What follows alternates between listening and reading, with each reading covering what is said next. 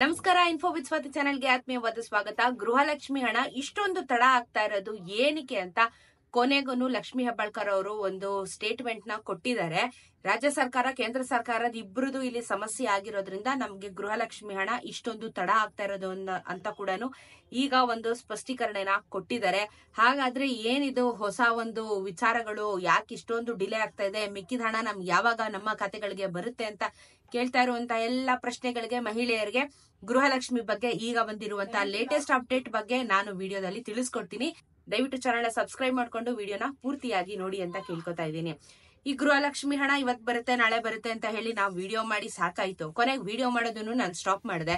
ಯಾಕಂದ್ರೆ ಸರ್ಕಾರದವರು ಏನೋ ಇವತ್ ಕೊಟ್ಬಿಡ್ತೀವಿ ನಾಳೆ ಕೊಟ್ಬಿಡ್ತೀವಿ ಅಂತ ಹೇಳ್ತಾ ಇದಾರೆ, ಬಟ್ ಕೊಡ್ತಾ ಇಲ್ವಲ್ಲ. ನಾವ್ ಇವತ್ತು ಬರುತ್ತೆ, ಇವತ್ತು ಮಧ್ಯಾಹ್ನ 1 ಗಂಟೆಗೆ ಬರುತ್ತೆ, 3 ಗಂಟೆಗೆ ಬರುತ್ತೆ ಅಂತ ನಿಮಗೆ ಸುಳ್ಳು ಭರವಸೆ ಕೊಟ್ಟು ವಿಡಿಯೋ ಮಾಡುವಂತ ಅವಶ್ಯಕತೆ ಇರಲಿಲ್ಲ. ಅದಕ್ಕೇನೆ ನಾನು ಗೃಹಲಕ್ಷ್ಮಿದು ಏನಾದ್ರೂ ಅಪ್ಡೇಟ್ಸ್ ಗಳು ಬಂದ್ರೆ ಮಾತ್ರ ನಿಮ್ಗೆ ವಿಡಿಯೋನ ಮಾಡ್ಬೇಕು ಅಂತ ಡಿಸೈಡ್ ಮಾಡಿ ಇವಾಗ ಅಪ್ಡೇಟ್ ಬಂದಿರೋದಕ್ಕೆ ನಿಮ್ಗೆ ವಿಡಿಯೋನ ಮಾಡಿ ತಿಳಿಸ್ಕೊಡ್ತಾ ಇದ್ದೀನಿ. ಲಾಸ್ಟ್ ಒಂದು ವಿಡಿಯೋದಲ್ಲಿ ನಾನು ನಿಮ್ಮ ಹತ್ರ ಡಿಸ್ಕಷನ್ ಮಾಡಿದ್ದೆ.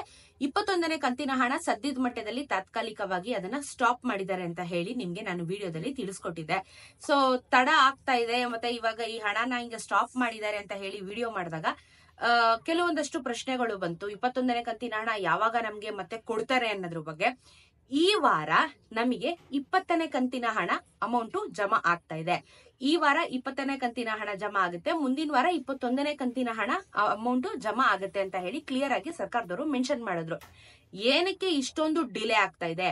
ಜೊತೆಗೆ ಬರ್ಬೇಕಾಗಿದ್ದಂತ ಇನ್ನೂ 19 ಇನ್ನು ಕೆಲವೊಂದಷ್ಟು ಜನಕ್ಕೆ ಬಂದಿಲ್ಲ, 20 ಇನ್ನು ಇವತ್ತಿಂದ ಶುರು ಮಾಡ್ತಾ ಇದ್ದಾರೆ. ಇನ್ನು ಕೆಲವೊಂದಷ್ಟು ಜನಕ್ಕೆ ಇನ್ನು ಹಳೆ ಅಮೌಂಟ್ಗಳು ಬಾಕಿ ಇದೆ. ಈ ಬಾಕಿ ಇರೋದಕ್ಕೆಲ್ಲ ಹಣ ಯಾವಾಗ ಕೊಡ್ತೀರಾ ಅಂತ ಹೇಳಿ ಪ್ರೆಸ್ ಅವರು, ಮೀಡಿಯಾದವರು ಲಕ್ಷ್ಮಿ ಹೆಬ್ಬಾಳ್ಕರ್ ಅವ್ರಿಗೆ ಕೇಳಿದಾಗ ಏನ್ ಸ್ಟೇಟ್ಮೆಂಟ್ ಕೊಟ್ಟಿದ್ದಾರೆ ಗೊತ್ತಾ? ಇವರು ಇಲಾಖೆಗಳು ಗೃಹಲಕ್ಷ್ಮಿ ಯೋಜನೆ ಗೃಹಲಕ್ಷ್ಮಿಯಿಂದ ಹಣ ಬರ್ತಾ ಇತ್ತಲ್ಲ, ಇಂಥವ್ರಿಗೆ ಮೊದಲು ಡೈರೆಕ್ಟ್ ಆಗಿ ಬರ್ತಾ ಇದ್ದು ಡಿಬಿಟಿ ಮುಖಾಂತರ. ಆದ್ರೆ ಇವಾಗ ನಾವು ಜಿಲ್ಲಾ ಪಂಚಾಯಿತಿ ಮತ್ತು ತಾಲೂಕು ಪಂಚಾಯಿತಿಗಳ ಮೂಲಕ ಗೃಹಲಕ್ಷ್ಮಿ ಹಣನ ನಾವು ತಲುಪಿಸ್ತಾ ಇದೀವಿ. ಇದು ಕೇಂದ್ರ ಸರ್ಕಾರದ ಆದೇಶ ಆಗಿರೋದ್ರಿಂದ ಇದು ಇಷ್ಟೊಂದು ತಡ ಆಗ್ತಾ ಇರೋದು ಅನ್ನೋದು ಒಂದು ಸ್ಟೇಟ್ಮೆಂಟ್ ನ ಪಾಸ್ ಮಾಡಿದ್ದಾರೆ. ಸೊ ಗೃಹಲಕ್ಷ್ಮಿ ಹಣ ಇವಾಗ ನಾವು ಆಕ್ಚುಲಿ ಏನಾಗಿತ್ತು, ಲಾಸ್ಟ್ ಟೈಮ್ ಎಲ್ಲ ಡಿಬಿಟಿ ಇಂದ ಬರ್ತಾ ಇತ್ತು ಸ್ಟಾರ್ಟಿಂಗ್ ಎಲ್ಲ. ಆಮೇಲೆ ಏನ್ ಮಾಡಿದ್ರು, ಮತ್ತೆ ತಾಲೂಕ್ ಪಂಚಾಯಿತಿಯಿಂದ ನಿಮ್ಗೆ ಹಣ ಬರುತ್ತೆ ಅಂತ ಹೇಳಿ ಒಂದಷ್ಟು ಡಿಲೇನ ಮಾಡಿದ್ರು, ನಿಮಗ್ ನೆನ್ಪಿದ್ರೆ. ಈಗ ಮತ್ತೆ ಏನ್ ಹೇಳ್ತಾ ಇದಾರೆ ಇವರು, ತಾಲೂಕ್ ಪಂಚಾಯಿತಿ ಮತ್ತೆ ಜಿಲ್ಲಾ ಪಂಚಾಯಿತಿ ಎರಡರಿಂದ ನಿಮ್ಗೆ ಹಣ ಬರ್ತಾ ಇದೆ, ಅದಕ್ಕೆ ಇಷ್ಟೊಂದು ಟೆಕ್ನಿಕಲ್ ಇಶ್ಯೂ ಆಗ್ತಾ ಇದೆ ಅಂತ ಹೇಳ್ಬಿಟ್ಟು ನಮ್ಗೆ ಇವಾಗ ಸ್ಟೇಟ್ಮೆಂಟ್ ನ ಕೊಟ್ಟಿರೋದು. ಇಷ್ಟು ದಿನ ಡಿಬಿಟಿ ಆಯ್ತು, ಇವಾಗ ಆಮೇಲೆ ತಾಲೂಕ್ ಆಯ್ತು, ಇವಾಗ ಜಿಲ್ಲಾ ಪಂಚಾಯಿತಿ ಬಂದ್ ಕೂತು ಆಯ್ತು. ಇನ್ನು ಎಷ್ಟು ದಿನ ಅಂತ ಈ ತರ ಹೊಟ್ಟೆ ಉರಿಸ್ತಾರೆ ಗೊತ್ತಿಲ್ಲ. ಯಾಕೆ ಡೈರೆಕ್ಟ್ ಆಗಿ ಕೊಟ್ಟಿದ್ರೆ, ಇಷ್ಟ ದಿನ ಡಿಬಿಟಿ ಮುಖಾಂತರ ಕೊಟ್ಟಿರೋರು ಇವಾಗ ಏನಕ್ಕೆ ಈ ತರ ಹೊಸದಾಗಿ ಏನೇನೋ ರೂಲ್ಸ್ ನ ತಗೊಂಡ್ಬರ್ತಾ ಇದಾರೆ? ನಮ್ಗೆ ತಾಲೂಕ್ ಪಂಚಾಯಿತಿಯಿಂದಾನು ಬೇಡ ಅಂತ ಕೂಡ ಅದ್ರ ಬಗ್ಗೆ ತುಂಬಾ ಜನ ಹೇಳೋದು, ತುಂಬಾ ಡಿಲೇ ಆಗುತ್ತೆ, ಗೋಲ್ಮಾಲ್ಗಳು ನಡೆಯುತ್ತೆ, ಡಾಕ್ಯುಮೆಂಟ್ಸ್ ನ ವರ್ಗಾವಣೆ ಮಾಡೋದಕ್ಕೆ ಟೈಮ್ ತಗೊಳುತ್ತೆ, ಆಮೇಲೆ ನಮ್ಗೆ ಹಣ ಬರೋದಕ್ಕೆ ಟೈಮ್ ತಗೊಳುತ್ತೆ, ಇದೆಲ್ಲ ಬೇಡ ನಿಲ್ಸಿ ಅಂತ ಕೂಡ ತುಂಬಾ ಜನ ಇದ್ರ ಬಗ್ಗೆ ಧ್ವನಿ ಎತ್ತದ್ಮೇಲೆ ಸ್ಟಾಪ್ ಮಾಡಿದ್ರು. ಈಗ ಮತ್ತೆ ತಾಲೂಕ್ ಜೊತೆಗೆ ಜಿಲ್ಲೆ ಪಂಚಾಯತ್ ಕೂಡ ಹಾಕೋಬಿಟ್ಟವ್ರಲ್ಲ ಇವಾಗ. ಸೊ ಈ ಡಿಸ್ಟ್ರಿಬ್ಯೂಷನ್ ಪ್ರೋಸೆಸ್ ಇನ್ನು ಎಷ್ಟು ದಿನ ತಗೊಳುತ್ತೋ ಗೊತ್ತಿಲ್ಲ. ಯಾಕಂದ್ರೆ ನಿಮ್ ಡಾಕ್ಯುಮೆಂಟ್ಸ್ ಗಳು ಇಲ್ಲಿಗೆ ವರ್ಗಾವಣೆ ಆಗ್ಬೇಕು, ಕ್ರಾಸ್ ವೆರಿಫಿಕೇಶನ್ ಆಗ್ಬೇಕು, ಆಮೇಲೆ ಅವ್ರ ಅಕೌಂಟ್ ಡೀಟೇಲ್ಸ್ ಆಡ್ ಮಾಡ್ಕೋಬೇಕು, ಆಮೇಲೆ ಇವ್ರ ಹಣ ನಿಮಗೆ ವರ್ಗಾವಣೆ ಮಾಡ್ಬೇಕು. ಇಷ್ಟೆಲ್ಲ ಪ್ರೋಸೆಸ್ 2 ತಿಂಗಳಾದ್ರೂ ತಗೊಳಲ್ವಾ ಮಿನಿಮಮ್? ಟೆಕ್ನಿಕಲ್ ಇಶ್ಯೂ ಅಂತ ಮಧ್ಯದಲ್ಲಿ ಒಂದಷ್ಟು ರೀಸನ್ಸ್ ಕೊಡ್ತಾರೆ. ವೆಬ್ಸೈಟ್ ವರ್ಕ್ ಆಗ್ತಿಲ್ಲ, ಅದು ಸರ್ವರ್ ಇಲ್ಲ, ಇದು ಸರ್ವರ್ ಇಲ್ಲ ಅಂತ ಹೇಳ್ಬಿಟ್ಟು. ಇಷ್ಟೆಲ್ಲ ಸಮಸ್ಯೆ ಇರುವಂತ ಗೃಹಲಕ್ಷ್ಮಿ ಯೋಜನೆ ಹಣ ಈಗ ಇವ್ರು ಕೊಟ್ಟಿದೀವಿ, ಇವ್ರು ನಿಮ್ಗೆ ವರ್ಗಾವಣೆ ಮಾಡ್ತಾರೆ, ಅದರಲ್ಲಿ ಟೆಕ್ನಿಕಲ್ ಇಶ್ಯೂ ಆಗಿದೆ ಅಂತ ಕೂಡ ಸ್ಟೇಟ್ಮೆಂಟ್ ನ ಕೊಟ್ಟಿದ್ದಾರೆ. ಬಟ್ ಇವತ್ತು ಮಾತ್ರ ನಮ್ಗೆ 20ನೇ ಕಂತಿನ ಹಣನ ಕ್ಲಿಯರ್ ಮಾಡ್ತೀವಿ ಅಂತ ಹೋದ್ ವಾರ ಹೇಳಿದ್ರು.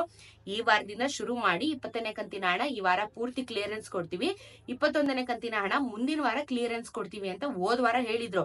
ಈಗಾಗ್ಲೇ ಮತ್ತೆ ಉಲ್ಟಾ ಹೊಡೆದವ್ರೆ.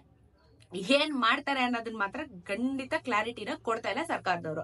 ಸೊ ಇವರೇ ಒಂಥರ ಅಡ್ಗೋಡೆ ಮೇಲೆ ದೀಪ ಇಟ್ಟಂಗ್ ಆಡ್ತಾ ಇದಾರೆ, ಡೋರಿ ಮೇಲೆ ಕಾಲ್ ಇಟ್ಟಂಗ್ ಆಡ್ತಾ ಇದಾರೆ. ಈ ಕಡೆ ಇವ್ರು ಕೊಡ್ತಾ ಇಲ್ಲ, ಆ ಕಡೆ ಅವ್ರು ಕೊಡ್ತಾ ಇಲ್ಲ, ಹೊಸ ರೂಲ್ಸ್ ನ ಏರಿಕೆ ಮಾಡ್ತಾ ಇರೋದು, ಇದೆಲ್ಲ ತುಂಬಾನೇ ಕಂಡು ಬರ್ತಾ ಇರೋದ್ರಿಂದ ಜನರಿಗೆ ಇಷ್ಟೊಂದು ತೊಂದರೆ ಆಗ್ತಾ ಇರೋದು.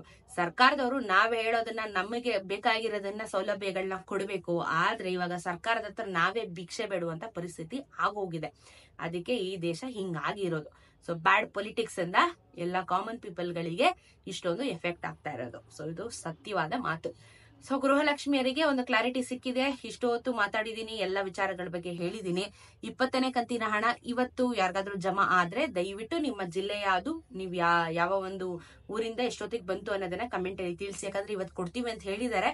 ನಿಮ್ಗಳಿಗೆ ಬಂದು ನೀವು ಕಮೆಂಟ್ ಅಲ್ಲಿ ತಿಳಿಸಿದ್ಮೇಲೆ ಅದು ಗ್ಯಾರಂಟಿ ಆಗೋದು ಹೌದು ಬಂದಿದೆ ಅಂತ ಹೇಳ್ಬಿಟ್ಟು. ಸೊ ಚಿಂತೆ ಮಾಡೋದ್ ಬೇಡ. ಯಾರಿಗೆಲ್ಲ ಪೆಂಡಿಂಗ್ ಇದೆ ಅದನ್ನು ಸಹ ಕ್ಲಿಯರ್ ಮಾಡ್ತೀವಿ ಅಂತ ಹೇಳಿದ್ದಾರೆ. ಸೊ ಹೋಪ್ಫುಲಿ ಇವ್ರು ಹೇಳದಂತೆ ನನ್ನೇನೋ ನುಡಿದಂತೆ ನಡಿತೇವೆ ಅಂತ ಹೇಳಿ ಸ್ಟೇಟ್ಮೆಂಟ್ ಕೊಟ್ಟಿದ್ರಲ್ಲ, ಅದನ್ನ ಮಾಡ್ಬಿಟ್ರೆ ಯಾರಿಗೂ ತೊಂದರೆ ಇರಲ್ಲ. ಸೊ ಇದು ಇವತ್ತಿನ ಗೃಹಲಕ್ಷ್ಮಿ ಅಪ್ಡೇಟ್. ಇದೇ ರೀತಿ ವಿಡಿಯೋಸ್ಗೆ ಚಾನಲ್ ಸಬ್ಸ್ಕ್ರೈಬ್ ಮಾಡ್ಕೊಳ್ಳೋದನ್ನ ಮರಿಬೇಡಿ. ಸಿಗ್ತಾರೆ ನಮ್ಮ ಮತ್ತೊಂದಷ್ಟು ಇನ್ಫಾರ್ಮೇಟಿವ್ ವಿಡಿಯೋ ಒಂದಿಗೆ. ನಮಸ್ಕಾರ.